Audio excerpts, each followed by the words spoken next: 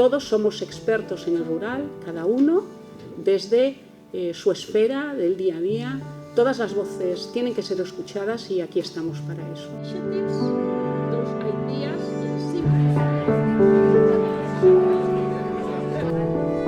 Vai nos permitir, pois, sobre todo, pois, falar, ter ideas, compartir as ideas, e ao final, bueno, pois, cando mezclas xente, pois, de moi distintos ámbitos, moi multidisciplinar, como este é o caso, pois, acabase xerando aí unha especie de alquimia, non? Que son os ingredientes básicos, pois, para xenerar ese coñecemento, para xenerar innovación e para xerar proxectos de investigación, non?